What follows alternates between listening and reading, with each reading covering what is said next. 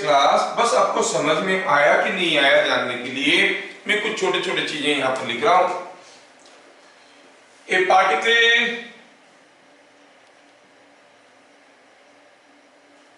executes SHM such that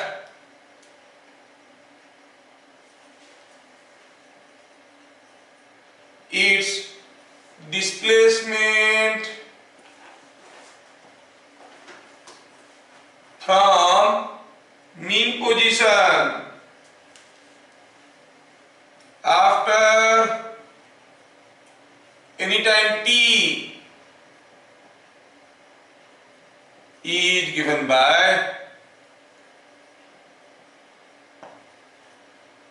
x is equal to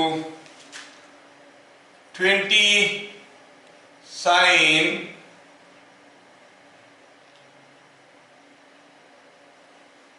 pi t by 4।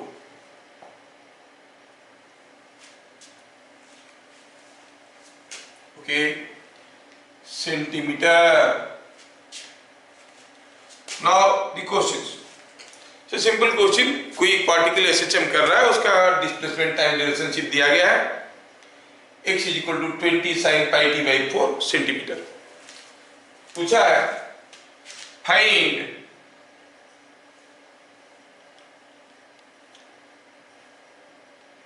Distance between two extreme positions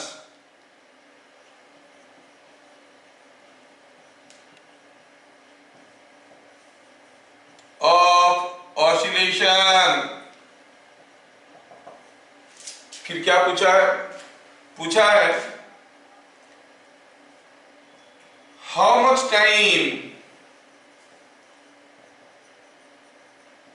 it takes to move from one extreme to other। bit number 3, what is overall average speed in one complete oscillation।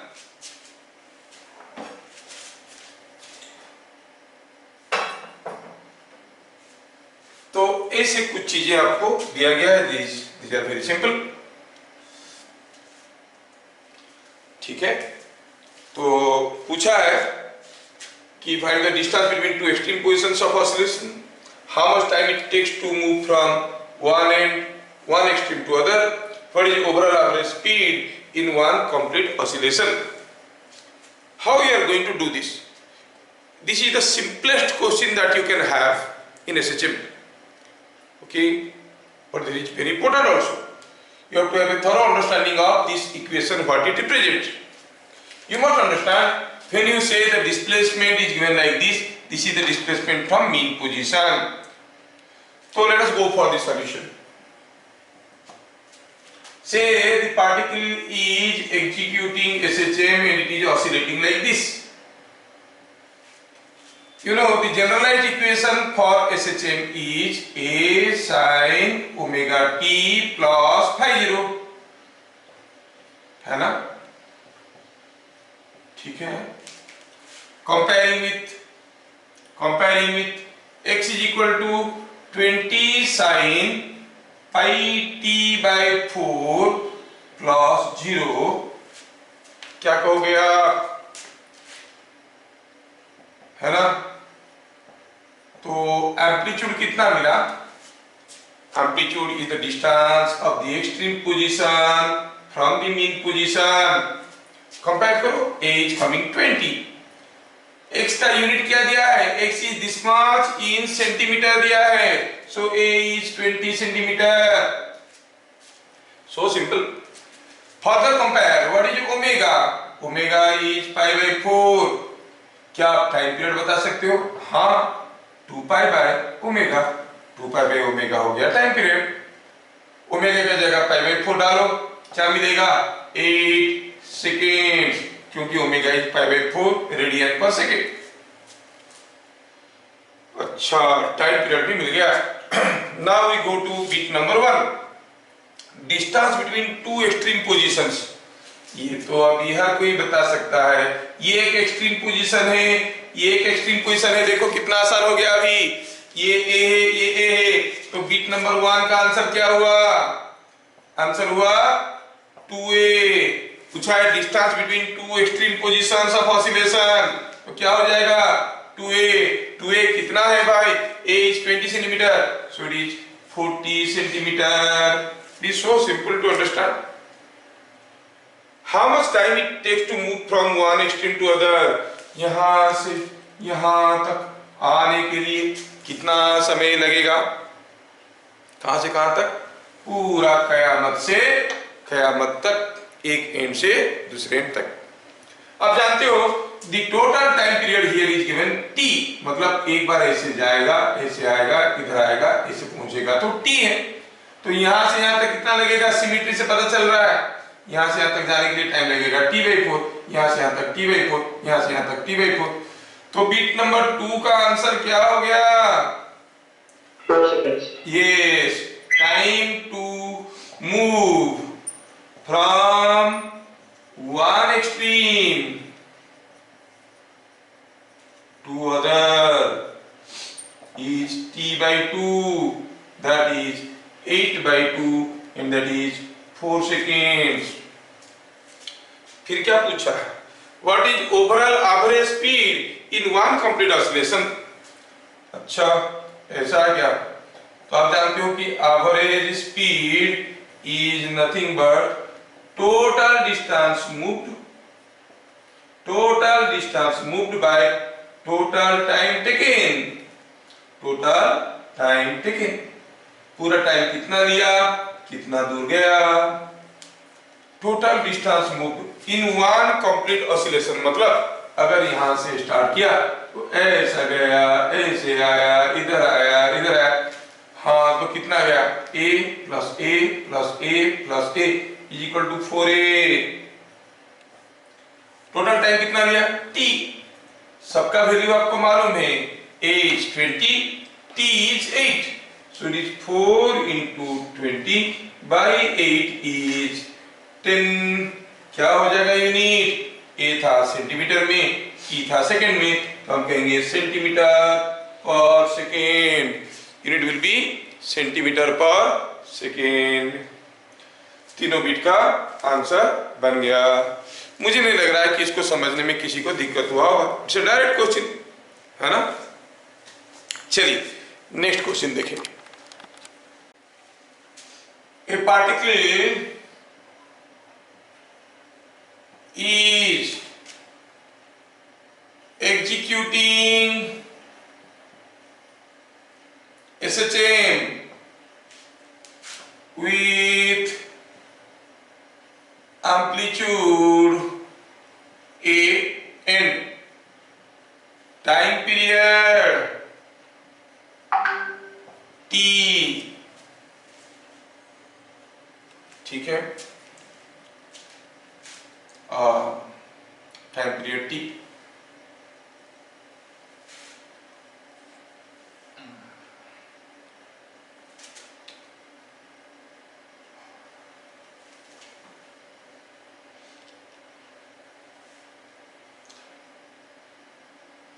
How much time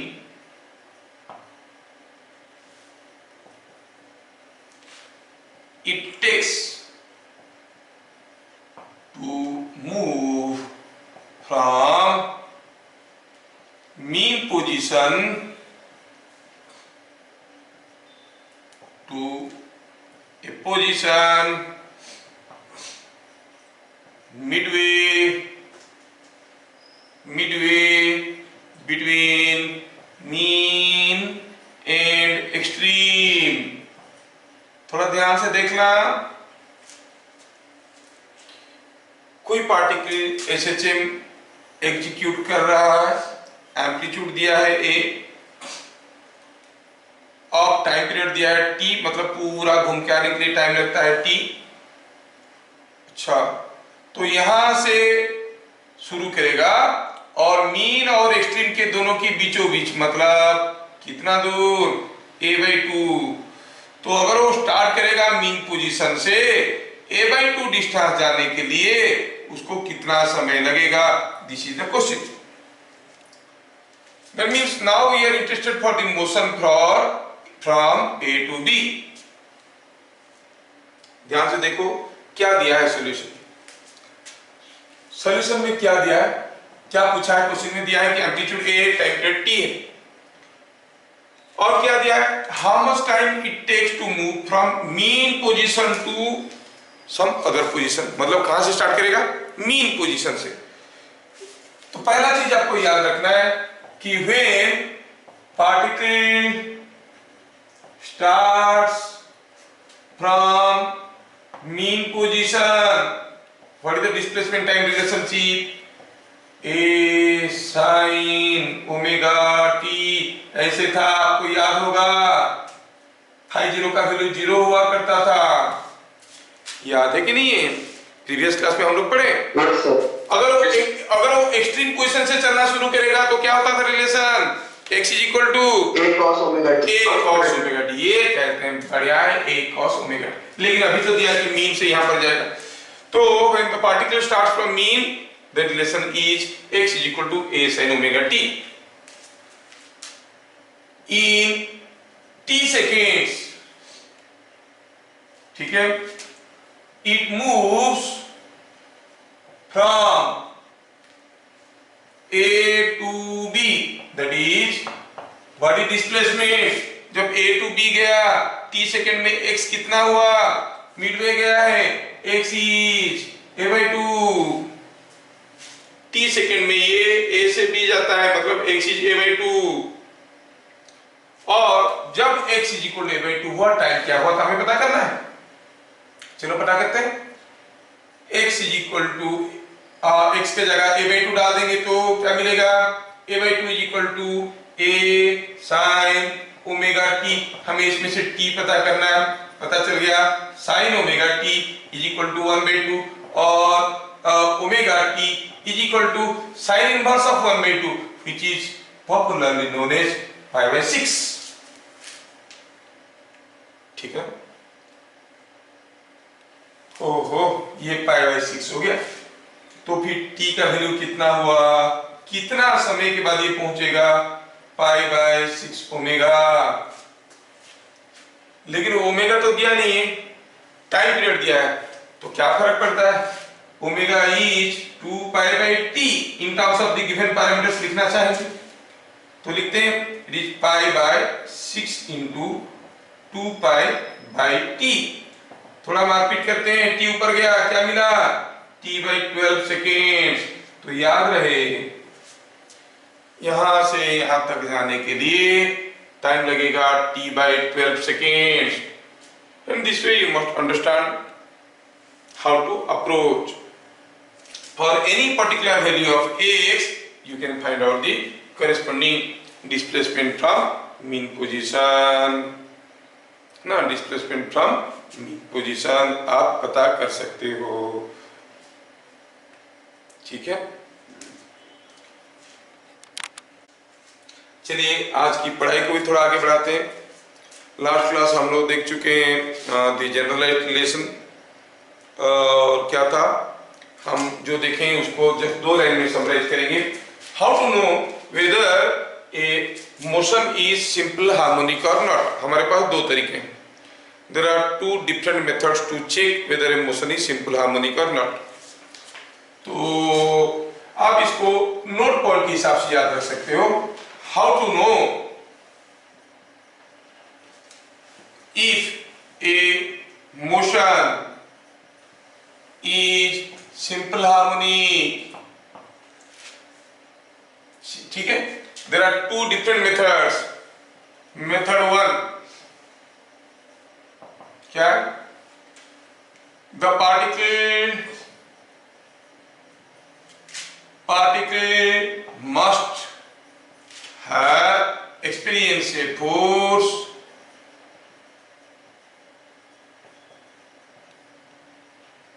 proportional to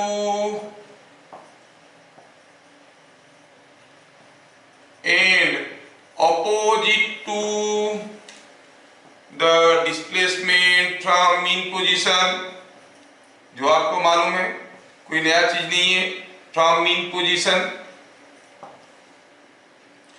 method 2 क्या हुआ?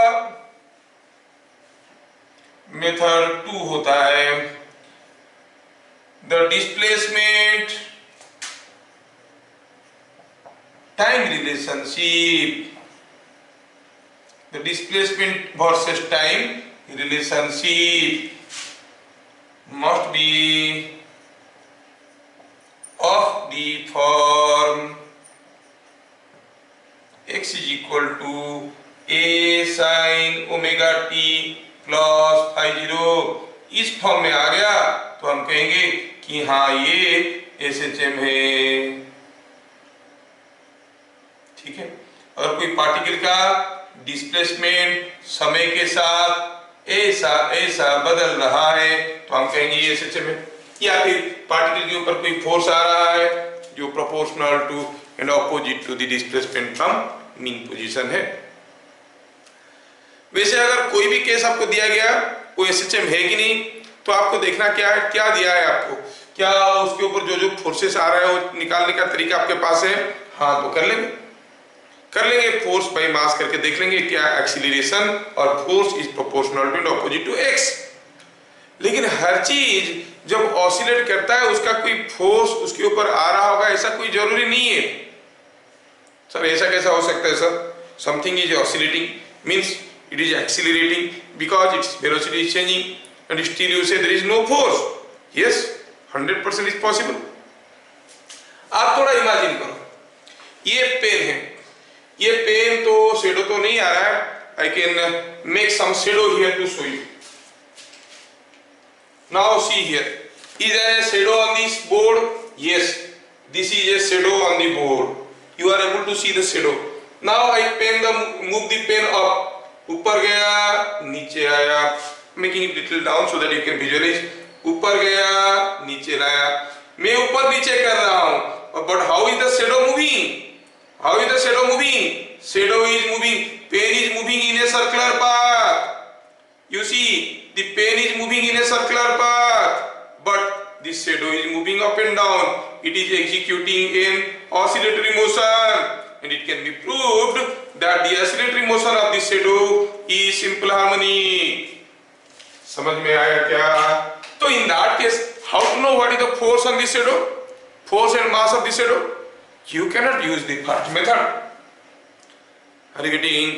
तो in that case आपको अगर पता करना है कि how to find out whether it is SHM or not, तो पहला वाला मेथड तो वहां पर null and void हो गया, आपको दूसरा मेथड लगाना पड़ेगा।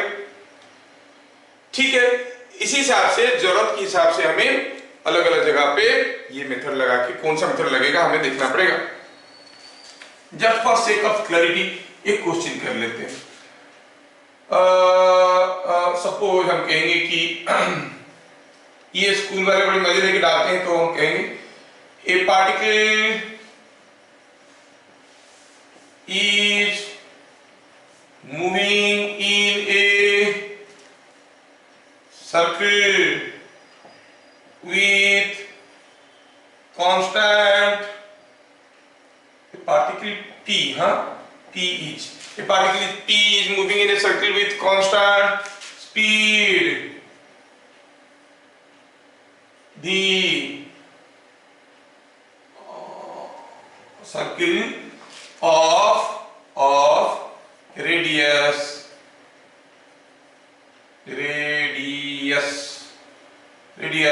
are with constant speed v। Draw a perpendicular from the particle to any one diameter circle. Prove that the foot of perpendicular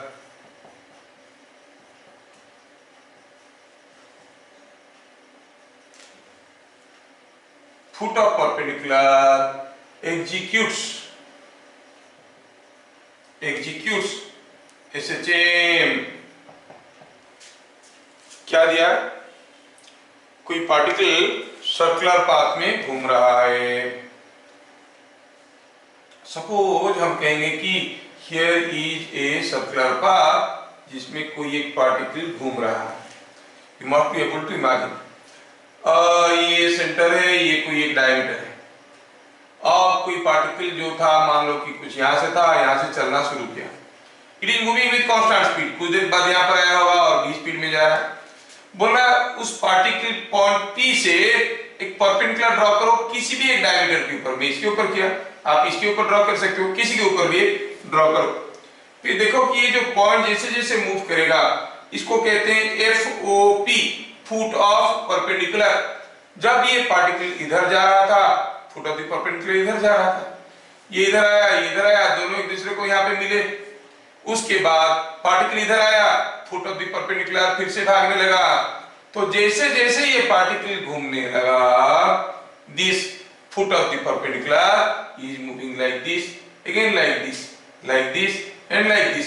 and you must be able to imagine this, है ना? You must be able to imagine this. आपको ये दिखना चाहिए कि when the particle is moving in a circular path, the foot of the perpendicular is moving in an oscillatory motion. और हमें पता ये करना है कि ये जो मोशन है ये SHM है. अब when I say foot of the perpendicular, obviously it doesn't have any mass. I cannot find out the force, nor I can find out the acceleration. So the only way to check whether the foot of the perpendicular is executing SHM or not is to check the displacement of the particle at any time t. If it is coming in this form, तो आप कहोगे हाँ ये SHM है ना? Well, now you see this particle is executing SHM. ये ऐसा गया, ऐसे वापस आया, यहाँ तक आया, फिर वापस गया और ऐसे ऐसे डेंस करने लगा है. जब ये ऐसे ऐसे डेंस करने लगा तो चलो देखते हैं. सपोज हम कहेंगे कि ये पार्टिकल A से चलना शुरू किया, स्मॉल a से, और जब वो आके B पे पहुंचा है तब की बात. Solution: let particle move from A to B in t seconds. जो पार्टिकल P है वो A से B गया है t सेकेंड में. तो सेंटर जो था, फुट ऑफ द परपेंडिकुलर, जब ये A पे था, foot of the perpendicular was at C. Now it has gone to a new position C dash. In this meanwhile, in this period, the center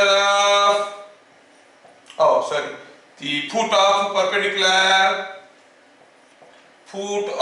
perpendicular has moved from C to C dash. हाँ, ये भी बात सही है. It is moved from C to C dash. अगर ये जो circle है इसका रेडियस R है और ये एंगल थीटा है सपोज, तो CC डैश क्या हो गया? X. Displacement from mean position, X हो गया डिस्प्लेसमेंट फ्रॉम मीन पोजीशन. कितना हुआ भाई? देखो तो अगर ये एंगल थीटा दिया नहीं है, एंगल थीटा और रेडियस R है, तो CC डैश क्या हो गया? It is R sin theta. The displacement from mean position is R sin theta. और क्या दिया है? दिया ये कि ये यहां से यहां तक गया t सेकेंड में.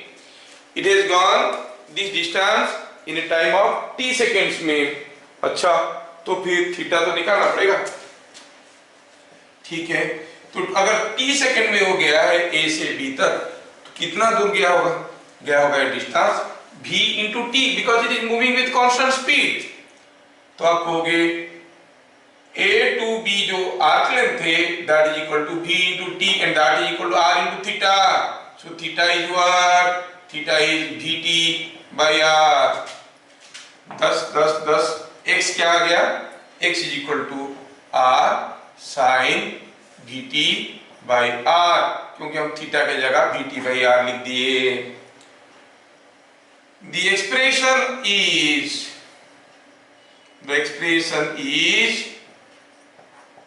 same as x is equal to a sin omega t plus phi 0, उसकी बराबर तो दिख रहा है vt by r, इसी का ही भाई है, ऑलमोस्ट जुड़ा हुआ है। आप कह सकते हो कि इसमें ओमेगा की जगह v by r है, phi 0 की जगह 0 है, बाकी सब कुछ तो वही है। सो motion of foot of perpendicular is a SHM, simple harmonic motion। ठीक है, सबको समझ में आया क्या? Yes, sir. x का वैल्यू दिया हुआ है a sin omega t plus phi 0। आप लोग याद रखो कि dx by dt क्या होता है? होता है a omega cos omega t plus phi 0। अगर कैसा होता है, अगर जानना चाहोगे तो भी बता सकते हैं, जैसे आपकी मर्जी है। चलो बता ही देते हैं। Let z is equal to omega t plus phi 0, और तो dz by dt क्या हो गया? dz by dt तो हो गया ओमेगा t का डिफरेंशिएशन हो गया ओमेगा, phi 0 का क्या होगा? 0, क्योंकि कांस्टेंट। अब मुझे चाहिए dx by dt, तो फिर x का वैल्यू क्या हो गया? अगर z ऐसे हम अज्यूम कर लिए तो x का वैल्यू हो गया a sin z, तो dx by dz क्या हो गया? It is a cos z, आपको तो मालूम है। और मुझे चाहिए था dx by dt, क्या लिख सकते हैं इसको? I can write dx by dz into dz by dt। बात एक ही हुआ ना, ये dz कैंसिल हो जाएंगे। अब dx by dz क्या है? a cos z, और dz by dt क्या है? It is only omega, so that into omega, so it comes out to be a omega cos z के जगह क्या लिखेंगे? Omega t plus phi 0। तो ये डिफरेंशिएशन की रूल से मैं अभी इसमें नहीं जाना चाहता हूं, मेरा मूड तो अभी झूमना है। कैसे? Simple harmonically. तो ये खाली बता दिया, बाई चांस भी पूछेगा सर कैसे हुआ, आप कैसे स्किप कर दी। तो x is equal to a sin omega t plus phi 0 हुआ, तो आप कहोगे dx by dt होता है a omega cos omega t plus phi 0। तो मैं चाहूंगा कि आप लोग दो स्टेटमेंट खाली याद रखो, और मैं आपको ज्यादा तंग नहीं करूंगा। ठीक है, ये हो गया डेरिवेशन। ठीक है, दूसरा हुआ कि अगर x is equal to a sin omega t plus phi 0 है, तो dx by dt होता है a omega cos omega t plus phi 0।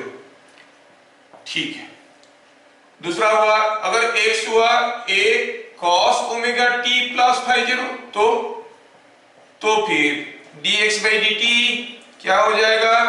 Minus a cos theta का होता है माइनस sin थीटा, इसलिए आ गया माइनस a ओमेगा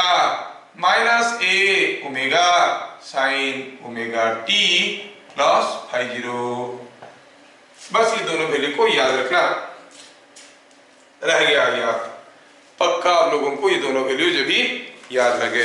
अब हम लोग बहुत ही इंपॉर्टेंट डिस्कशन करने जा रहे हैं regarding the dynamics of SHM का काइनेटिक्स हम लोग देख ली, डिस्प्लेसमेंट टाइम रिलेशनशिप। अभी उसके डायनेमिक्स में आएंगे और ढेर सारी चीजों को देखने की कोशिश करेंगे। ठीक है, ये हो गया।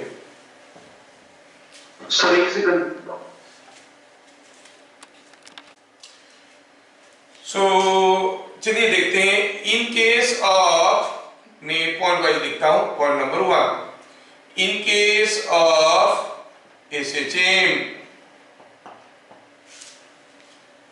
काफी चीजें पढ़ चुके हैं। Force is proportional and opposite to the displacement from mean position. The displacement time relationship is something like x is equal to a sin omega t plus phi 0, ऐसे होता है, जिसमें x क्या होता है, the displacement from mean position, सारा चीज मालूम है।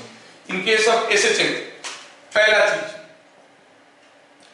डिस्प्लेसमेंट फ्रॉम मीन, फॉर्मूला क्या है, a sin ओमेगा t में phi 0 लिख सकता हूं, नहीं लिख सकता अपना मर्जी है। ये सोच लूंगा कि मीन पोजीशन से स्टार्ट हो रहा है, उसमें मेरा कैलकुलेशन को कुछ भी अफेक्ट नहीं करने वाला, a sin ओमेगा t, ठीक है। अगर यही है and this is what is the displacement from mean position, तो velocity with respect to mean position क्या हो जाएगा, it will be rate of change in displacement from mean position. Velocity is rate of change in displacement. Displacement is measured from the mean position. So velocity with respect to mean position. So what is the velocity with respect to mean position? ध्यान रहे, book में कहीं भी ये चीज को use नहीं करता है, जो कि सारा सबसे बड़ा मिसकंसेप्शन है। वेलोसिटी का एक्सप्रेशन क्या है? You must know this is not the absolute velocity. This is relative velocity of the particle with respect to mean position. अब जो मीन पोजीशन में कोई बॉडी का मीन पोजीशन रेस्ट पे रहेगा, कोई जरूरी नहीं है। हो सकता है कि कोई एक ड्रॉप मूव कर रहा है, उसके ऊपर एक स्प्रिंग ब्लॉक सिस्टम लगा हुआ है। जब ये ब्लॉक ऐसे ऑसिलेट कर रहा था, when it was passing through mean position, the mean position is not at rest, it is also moving with the drop. With respect to mean position, उसका वेलोसिटी का एक्सप्रेशन क्या होगा, है ना। अच्छा, velocity with respect to mean position is dx by dt। अगर x ये है तो dx by dt क्या हो जाएगा, a omega cos omega t। So for a particle executing SHM, its velocity at any time t, velocity means velocity with respect to mean position, velocity with respect to mean position at any time t can be found like this। अगर पूछा जाएगा बताओ t equal to 8 second पे displacement क्या था, तो t के जगह 8 डाल देते थे। t इक्वल टू 8 सेकेंड में वेलोसिटी क्या था, तो इस एक्सप्रेशन में t के जगह 8 डालना है, ठीक है, फाइन। तो ये चीज मिला। अब इस चीज को जो मिला है उसको थोड़ा और मैं सजा के लिखना चाहूंगा। I can write this as I can throw this omega out. I can say it is a square minus a square sin square omega t।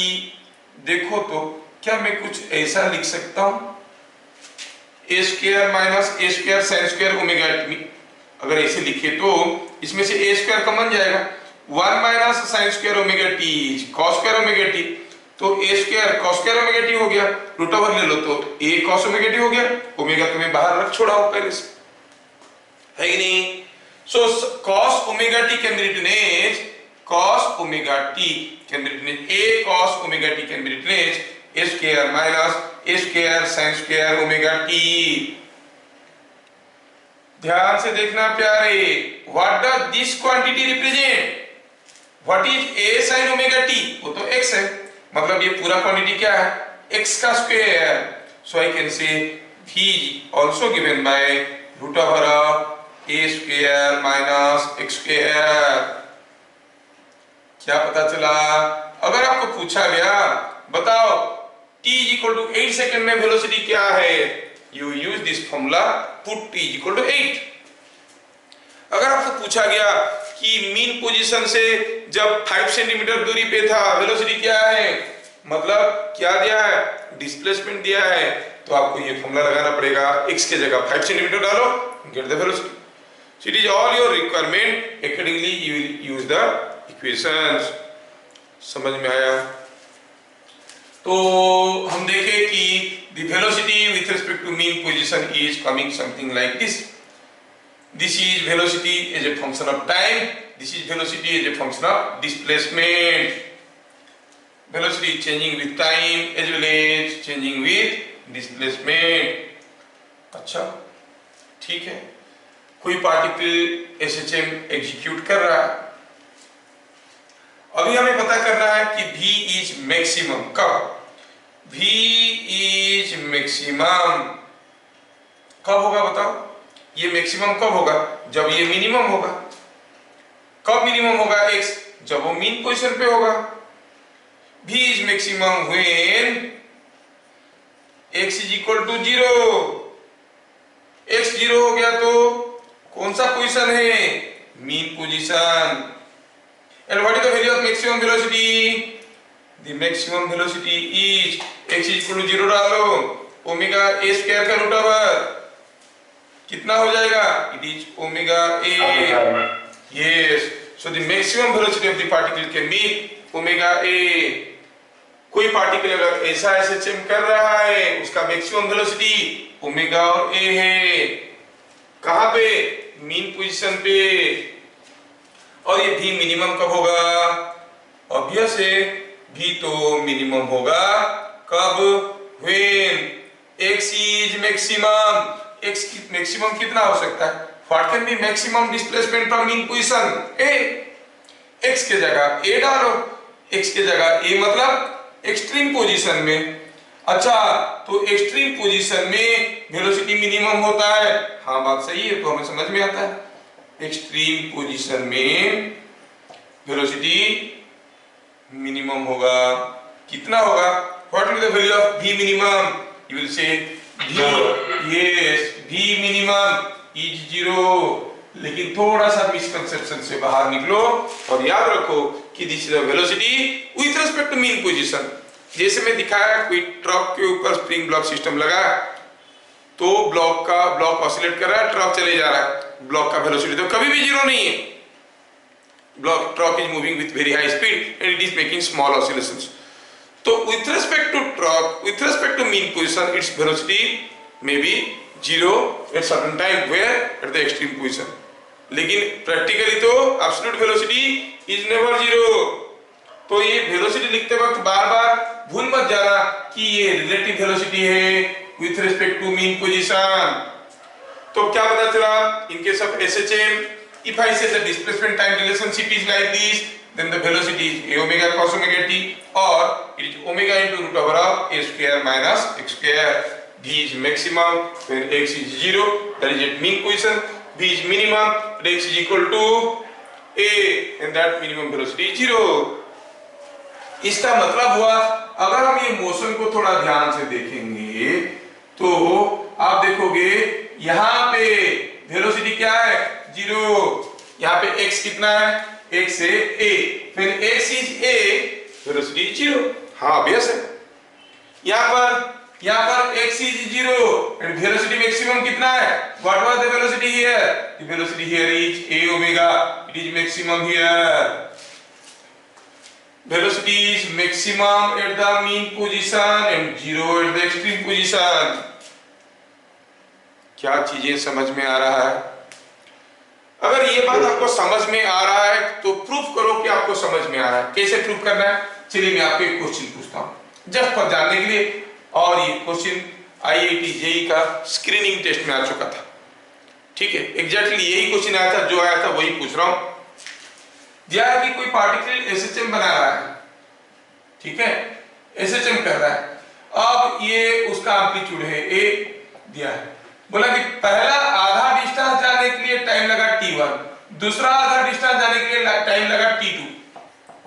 ठीक है, कोई पार्टिकल SHM कर रहा है, पहला आधा डिस्टेंस जाने के लिए टाइम लगा t1, दूसरा आधा डिस्टेंस जाने के लिए टाइम लगा t2.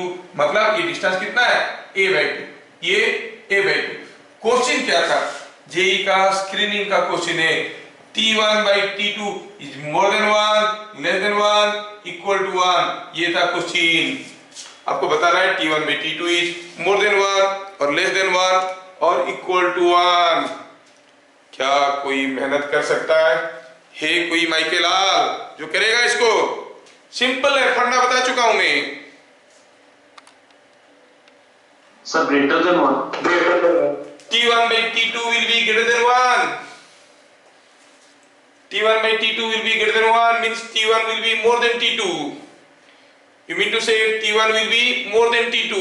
अरे भाई Sir, T1 by T2 less than 1. T1 by T2 will be less than 1. अरे जब वो इधर से जा रहा था यहाँ पर स्पीड ज्यादा था, यहाँ पर स्पीड तो स्लो हो गया था, तो a by 2 जाने के लिए जितना समय लिया होगा यहाँ पर तो स्लो हो गया था, वो ज्यादा समय लिया होगा. You clearly see T2 is greater than T1. है कि नहीं? Because as you are approaching towards the extreme position, the speed is gradually decreasing. तो ये वाला a by 2 जाने के लिए उसको ज्यादा समय लगेगा. यहाँ पर तो स्पीड सबसे ज्यादा था, इतना a by 2 जाने के लिए कम समय लगा होगा. इधर clear? So T2 by T2 must be greater than T1. पहला हाफ पार्ट में जितना दूर जाना पड़ रहा है a by 2, दूसरा हाफ पार्ट में उतना ही दूर जाना पड़ रहा है a by 2. लेकिन पहला पार्ट में वो मीन पोजीशन के आसपास है तो वेलोसिटी ज्यादा है, स्पीड ज्यादा है. दूसरा पार्ट पहुंचते पहुंचते स्लो हो गया है, it will take more time. ठीक है. Now we were talking about point number 3, that is acceleration with respect to mean position. क्या निकालते हैं? अरे अगर हमें वेलोसिटी मालूम है, एक्सीलरेशन निकालने का कोई भी फॉर्मूला हमें तो आता है. कैसे निकालते हैं? dv by dt. dv by dt is rate of change in velocity and that is acceleration. Acceleration with respect to mean question पूछा है ना. अच्छा, तो हमें क्या लेना पड़ेगा? Velocity with respect to mean. Velocity with respect to mean question क्या था? a omega cos omega t. हमें मालूम है कि this is equal to derivative of a omega cos omega t. हाँ ठीक है, निकालेंगे डिफरेंशिएशन. तो a ओमेगा तो a ओमेगा रहेगा. cos ओमेगा t का क्या होता था? Omega it was coming minus omega sine omega t. Multiply करिए, क्या मिलेगा? Minus a omega square sine omega t. But what is this a sine omega t? a sine omega t we started with this is x, so it is coming out to be minus omega square x. कितना interesting है. The acceleration is related to the displacement.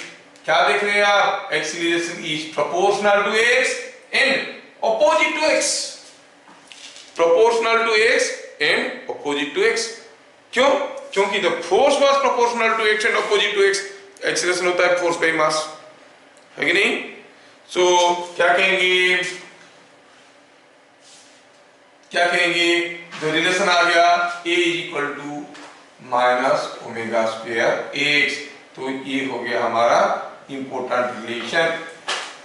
अगर आपको पूछा गया what is the acceleration at any time t second के बाद acceleration बताओ, तो क्या करना पड़ेगा? Make use of this equation. A particle is executing as a chain given by the displacement time relation x is equal to a sin omega t.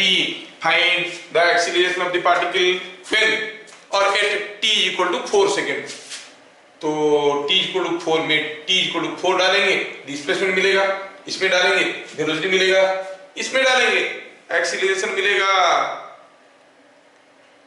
कोई particle ऐसे चल कर रहा है, बताओ उसका velocity and acceleration when it is at a distance of 4 centimetre from mean position. Velocity चाहिए तो इसमें डालो x equal to 4 centimetre. Acceleration चाहिए तो इसमें डालो x इक्वल टू 4 सेंटीमीटर, है ना. So you can now find out the velocity and acceleration. Now देखने वाली चीज ये है कि जो एक्सीलरेशन है ये कब मैक्सिमम होता है? एक्सीलरेशन मैक्सिमम कब होगा? कब होगा? When x is equal to x सबसे ज्यादा होगा. I am talking about magnitude of acceleration. इधर को हो या इधर को, मैग्नीट्यूड ऑफ एक्सीलरेशन कितना होगा? जब x सबसे ज्यादा होगा. x सबसे ज्यादा कितना हो सकता है? a. So when x is equal to a मतलब कौन सा पोजीशन है ये, एक्सट्रीम पोजीशन है। x is equal to a वाला पोजीशन को हम क्या कहते हैं, extreme position. And what is the maximum acceleration a body can have, it is omega square a। I am talking about the magnitude. Acceleration का direction क्या है, displacement का डायरेक्शन क्या था, always measure from the mean position. So displacement of any point with respect to this point is always directed away from this point, है कि नहीं? Displacement of any point from this point is always directed away from this point. Similarly, x में क्या था, displacement of the particle with respect to mean position, मतलब the displacement is always directed away from the mean position. Acceleration is opposite to displacement, that means the acceleration is always directed towards the mean position. ध्यान रहे, acceleration is always directed towards mean position. A means acceleration is minimum कब, जब x is equal to 0, क्योंकि acceleration तो यही था, x is equal to 0 में ये मिनिमम है। x is equal to 0 मतलब कौन सा पोजीशन है, मीन पोजीशन है। अच्छा, तो what is the minimum acceleration, minimum acceleration हो गया 0, x की जगह 0 डाल दिए। फिर से दोबारा उस फिगर को देखिए, प्यार से देखिए, बार बार देखिए। ये था x इज इक्वल टू 0, ये था x is equal to a। यहाँ पर एक्सीलरेशन मैक्सिमम है, एक्सीलरेशन मैक्सिमम है, यहाँ पर वेलोसिटी मिनिमम है, क्योंकि वेलोसिटी 0 था, वेलोसिटी वाज 0 हियर। यहाँ पे एक्सीलरेशन मिनिमम है और वेलोसिटी मैक्सिमम है। ठीक है, ये चीजें आपको याद रखना पड़ेगा। So the mean position when acceleration is minimum, velocity is maximum, when acceleration is maximum, velocity is minimum, they are vibrating differently with a phase difference pi by 2। खैर अभी phase difference बोलूंगा तो आपको कंफ्यूज लगेगा, बस याद रख लेना कि the phase difference between acceleration and velocity is pi by 2। अच्छा, तो ये हो गया acceleration। Now we want to see next, I want to see the kinetic energy, bit number 4। bit number 4 में मैं निकालना चाहता हूं what is the kinetic energy of the particle। ठीक है, bit number 4, kinetic energy of particle with respect to mean position, with respect to mean position क्या होगा, that is half m velocity का स्क्वायर। हाँ, सिंपल तो है। और velocity का स्क्वायर क्या होगा, थोड़ी देर पहले देखे थे, v क्या था, omega into root over of a square minus x square. तो v का स्क्वायर करो, मिलेगा m omega square a square minus x square. ये है काइनेटिक एनर्जी। अब शायद आप लोग फटाफट बता दोगे, काइनेटिक एनर्जी इज मैक्सिमम कहां पे, एट मीन और एट एक्सट्रीम। कहां पे काइनेटिक एनर्जी सबसे ज्यादा होगा, अरे कहां पे ज्यादा होगा, जहां पर वेलोसिटी सबसे ज्यादा है। वेलोसिटी सबसे ज्यादा कहां, yes yes yes yes yes, it mean. और क्या आप लोग ये भी बता सकते हो what is the maximum kinetic energy, तो it is half m v square. और v का मैक्सिमम वैल्यू जब निकालेंगे मीन पोजीशन, मतलब x is equal to 0, x is equal to 0 होता है मीन पोजीशन। पुट करो ना इसमें, x इज इक्वल टू 0, क्या मिला, half m omega square square. और मिनिमम काइनेटिक एनर्जी क्या बताना है, ये तो सब जानते हैं, यस यस यस 0। कब, at x is equal to a, मतलब जब एक्सट्रीम पोजीशन में रहेगा काइनेटिक एनर्जी रहेगा मिनिमम, जब मीन पोजीशन में रहेगा काइनेटिक एनर्जी रहेगा मैक्सिमम। ठीक है, तो काइनेटिक एनर्जी भी समझ में आ गया। चलिए देखते हैं पोटेंशियल एनर्जी। थोड़ा ध्यान से देखना, ये थोड़ा सा टिपिकल है, आप लोग कर लोगे, लेकिन bit number 5, potential energy of particle with respect to mean position। ठीक है, for this we have to recall the definition of potential energy।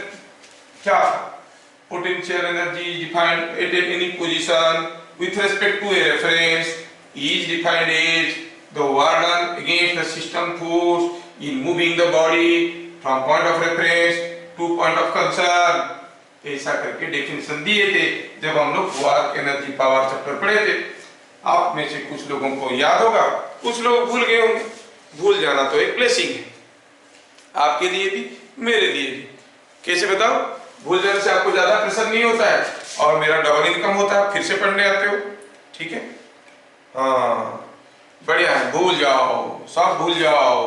मंत्र मारते हैं ना, देखे होगे मूवी में, भूल जाओ भूल जाओ, ऐसे कोई पेंडुलम चलाते हैं सामने, भूल जाओ भूल जाओ भूल जाओ। ये तो ऐसे नहीं चल रहा है, अभी आप लोग सब कुछ भूल जाओ, दोबारा खींच लेंगे, फिर से पढ़ाएंगे। Potential energy of particle with respect to mean position, तो क्या कहेंगे? चलो ठीक है, यहां पे बनाता हूं। कोई पार्टिकल ऐसे चल कर रहा है, चल रहा है, चल रहा है। हम जानना ये चाहते हैं कि यहां से कुछ x0 डिस्टेंस पे पोटेंशियल एनर्जी क्या है। ठीक है, यहां से x0 डिस्टेंस पे पोटेंशियल एनर्जी क्या है। ये पॉइंट A है, ये पॉइंट B। ठीक है, potential energy of particle at position B is with respect to position A, with respect to position A is defined as the work done against the system force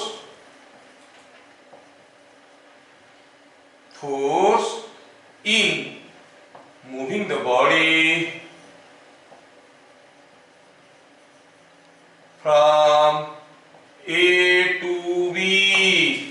body को A से B तक move करवाने में body the warden against the system force. Body को A से B तक move करवाएंगे, warden against system force. पहले देखेंगे जब बॉडी को हम A से लेके जा रहे थे, A से जा रहे थे, इधर जा रहे थे, सिस्टम फोर्स इसके ऊपर कैसे था? पीछे की तरफ था, है कि नहीं? At any displacement x, what was the force? It was proportional to and opposite to x। नहीं, proportional to and opposite to x, कोई भी डिस्प्लेसमेंट में। इसका मतलब जब हम इसको लेके जा रहे हैं, work is done against the force. ठीक है, but when the force is linearly varying with the displacement, work निकालने का तरीका मैं बताया था, यूनिक मेथड है। कोई बता सकता है क्या? कोई भी बुक में नहीं दिया है, nor any teacher will teach you all over the world में बता रहा हूं। क्या मेथड था? When the force linearly mean force into displacement. चटकी से आप कर सकते हो, वो लोग उसको इंटीग्रेट करके करेंगे। You see all books, all available books makes integration to get it, but you smart, what you do? तो हम कहेंगे it is so work done against F is equal to, it is mean force into displacement। mean force मतलब force at A plus force at B by 2 into displacement क्या था? A to B, that is x0। Force at A, अच्छा हम तो जानते हैं force क्या होता है? मास इनटू एक्सीलरेशन, है कि नहीं? It is mass into acceleration at A plus mass into acceleration at B by 2 into multiplied by x0। क्या चीजें समझ में आ रहा है? What is acceleration at A? Yes yes yes, at the mean position, at the mean position what was the acceleration? क्या ये आपको याद है? ए क्या है? ए क्या है? We know that the acceleration is given by minus omega square x. और मैग्नीट्यूड ऑफ एक्सीलरेशन क्या था? The magnitude of acceleration was omega square. yes yes, here a is equal to 0 is equal to omega square x, for x is equal to 0 so it is 0. A at b is omega square x at x is equal to x0 so it is omega square x0.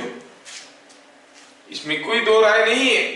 A में point B में acceleration का formula लगाया। आप बोलोगे sir कभी minus लिखते हैं कभी प्लस लिखते हैं। अरे आप सही हो, मैं बता रहा हूँ मैग्नीट्यूड के बाद मैग्नीट्यूड ऑफ एक्सीलरेशन लिख रहा हूँ यहाँ पे।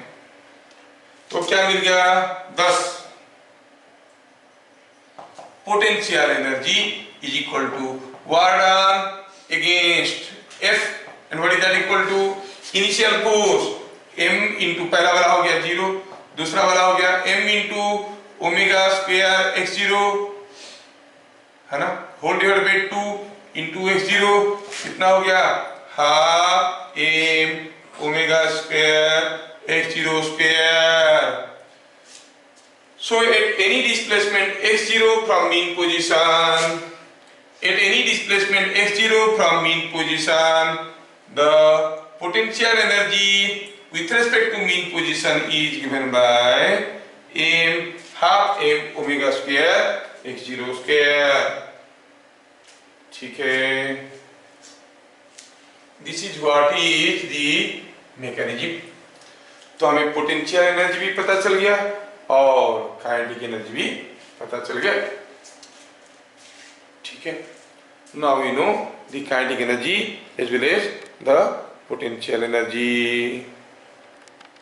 नाउ यू कुड सी, क्या देखे, थोड़ा इंपोर्टेंट पॉइंट देख लेते हैं। यहाँ पर एनर्जी इन एसएचएम इस फॉर्म में लिखते हैं, energy in SHM simple harmonic motion में जो एनर्जी है उसके बारे में देख रहे हैं। कुछ इंपोर्टेंट पॉइंट्स देखेंगे। पहला हुआ at any displacement x, kinetic energy हो गया half m omega square a square minus x square, है ना। और पोटेंशियल एनर्जी हो गया half m omega square x square. जब वो मीन पोजीशन से एक्स डिस्प्लेसमेंट में था, ये होगी बात। ठीक है, टोटल एनर्जी क्या था? Total mechanical energy, total energy is nothing but the kinetic energy plus potential energy. अब देखो तो ये दोनों को जोड़ेंगे, काइनेटिक एनर्जी है half m omega square a square minus x square plus half m omega square x square. जोड़ो, क्या मिलने वाला? Half m omega square x square. यहाँ पर भी एक माइनस टर्म है ना, यहाँ पर आएगा half m omega square a square minus half m omega square x square plus half m omega square x square. ये तो एक दूसरे को खा जाएंगे। क्या मिलेगा? Half m omega square a square. ठीक है, दूसरा चीज जो हम लोग देखें वो ये था, मैक्सिमम काइनेटिक एनर्जी क्या था? काइनेटिक एनर्जी मैक्सिमम कब था? जब x इज इक्वल टू 0 था। कितना था? It was half m omega square a square. कब? At x is equal to 0। Potential energy maximum कब था? पोटेंशियल एनर्जी मैक्सिमम कब था? उसका क्या फॉर्मूला है पोटेंशियल एनर्जी का? Half m omega square x square. ये मैक्सिमम कब होगा? जब x सबसे ज्यादा होगा, क्योंकि ओमेगा तो सिस्टम पैरामीटर के ऊपर डिपेंड करता है और m तो एक कांस्टेंट है, कोई मास का, कोई बॉडी का मास तो कांस्टेंट है, तो x is the only variable. ये मैक्सिमम कब होगा? जब x मैक्सिमम होगा। x का मैक्सिमम वैल्यू कितना है, maximum value of x is called amplitude, so it is a। तो पोटेंशियल एनर्जी का मैक्सिमम वैल्यू क्या हो गया, x के जगह a डालिए, क्या मिलेगा, half m omega square a square, कब, x is equal to a। बस बाकी रह गया क्या, what is the total energy. तो हम देखेंगे total energy is also coming the same.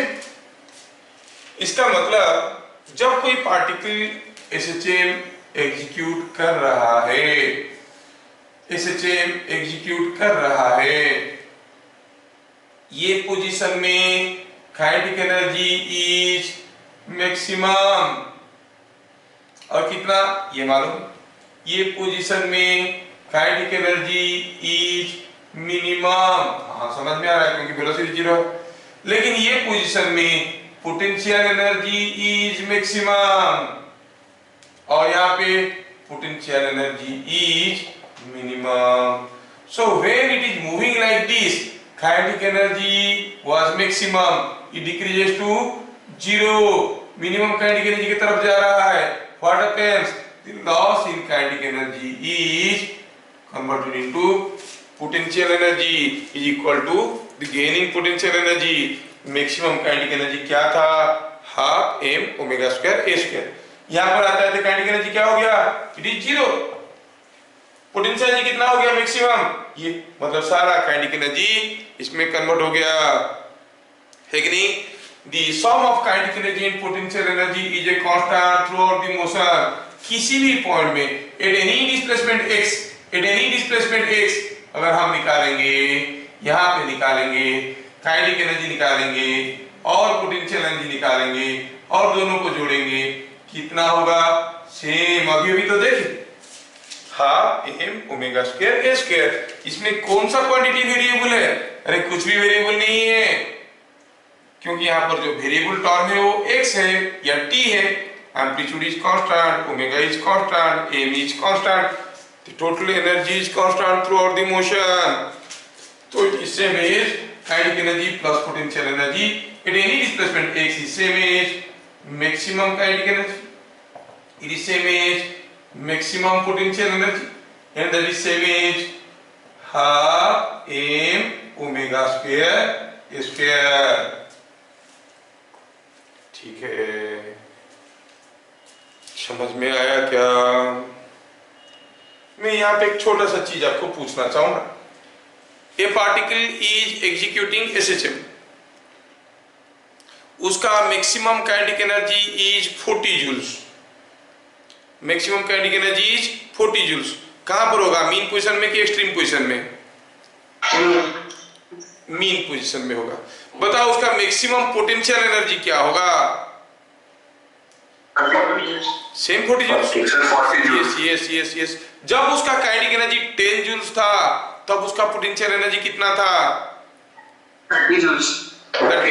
Law of conservation of mechanical energy बढ़िया से एप्लीकेबल है, कोई दो राय नहीं है। SHM में law of conservation of mechanical energy applicable, और हम देख रहे हैं क्योंकि यहाँ पर कोई लॉस नहीं हो रहा है। So the law of conservation of